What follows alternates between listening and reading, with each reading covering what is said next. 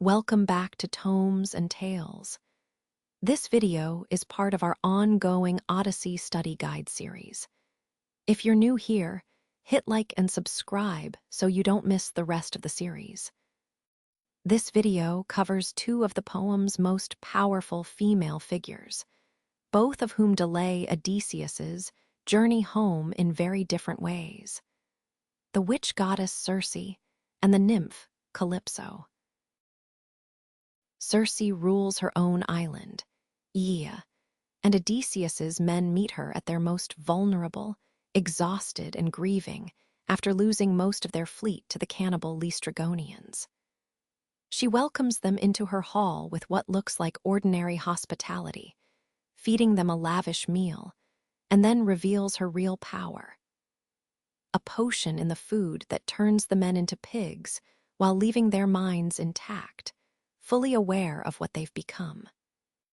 It's one of the more disturbing images in the poem, precisely because it perverts xenia, the sacred custom of hospitality, using the appearance of welcome as the trap itself. Only one man, Eurylochus, hangs back from the feast out of suspicion, which is the only reason anyone escapes to warn Odysseus at all. Everyone who trusted the hospitality on offer walks straight into the transformation. Circe's defining trait is that her power initially reads as pure menace, but the poem quickly complicates that first impression. When Odysseus, protected by a magic herb given to him by the god Hermes, resists her spell and draws his sword on her, Circe doesn't fight to the death or flee. She recognizes she's met her match, correctly guesses he must be Odysseus, since a prophecy warned her he'd be the one man immune to her magic, and immediately shifts from threat to host, restoring his men and inviting the whole crew to stay. That pivot is the key to her character. She isn't simply a monster to defeat, she's a formidable figure who responds to being outmatched not with rage, but with a kind of respect, entering into something closer to a genuine partnership with Odysseus for the year his crew spends on her island. Notably, she also insists on a formal oath from Odysseus before they become intimate, making him swear he won't use his advantage to harm her further once she's vulnerable. A small detail that shows her caution didn't disappear the moment the fighting stopped, even as she opened her home to him. Circe's role in the story goes beyond obstacle, too. Once Odysseus earns her trust, she becomes a source of real guidance, telling him exactly how to reach and survive the underworld, and later warning him in detail about the sirens, Scylla and Charybdis, and the sun god's cattle, dangers he wouldn't otherwise know how to navigate. It's worth noting that even his crew, a full year into their stay, are the ones who eventually have to remind Odysseus it's time to leave, suggesting that Ogygia, for all its earlier danger, had become genuinely comfortable, perhaps even easy to linger in a little too long. She's simultaneously the reason his journey home stretches out even longer, and one of the few figures in the whole epic who genuinely helps him survive what's still ahead. Circe's central debate is whether she should be read primarily as a predator or as a legitimate power in her own right, whom the poem treats with unusual respect. The predator reading emphasizes what she actually does to Odysseus's men. Transforming them against their will is a real violation, whatever kindness follows it, and the danger she poses is never fully erased just because she later cooperates. The counter-reading points out how unusually the poem treats her compared to other threats Odysseus faces. She isn't destroyed, tricked into a permanent defeat, or morally condemned the way Polyphemus is. Instead, she's negotiated with as an equal and becomes an ally.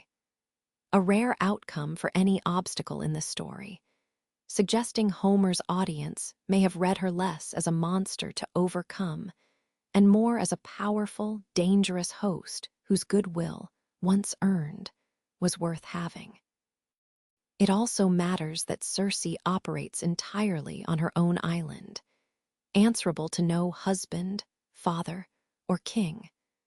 A level of independent authority almost no other female figure in the poem holds outright, which may be part of why she reads to many modern audiences as less a villain than simply a power in her own right, encountered by travelers passing through her territory on her terms. Calypso holds a very different position in the story.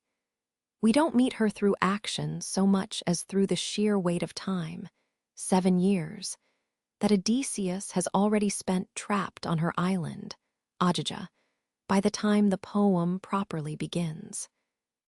Unlike Circe, whose power is demonstrated through an active transformation, Calypso's power is quieter and more sustained. She simply keeps Odysseus there, offering him comfort, immortality, and her own devotion, and the poem frames this less as a battle than as a prolonged, gentle captivity that Odysseus can't escape on his own. When we finally see him directly, he's not enjoying any of it. He spends his days sitting on the shore, weeping and staring out at the sea toward a home he has no way of reaching. A striking image of comfort curdled into a kind of quiet despair. Calypso's defining trait is genuine, unrequited devotion paired with real possessiveness. When Zeus finally orders her, through the messenger god Hermes, to release Odysseus, she doesn't argue that she deserves him or that her feelings should outweigh his wishes. Instead, she bitterly points out a double standard among the gods, who resent goddesses taking mortal lovers while indulging in the same behavior themselves. A rare moment where a divine figure openly criticizes the fairness of Olympus's own rules.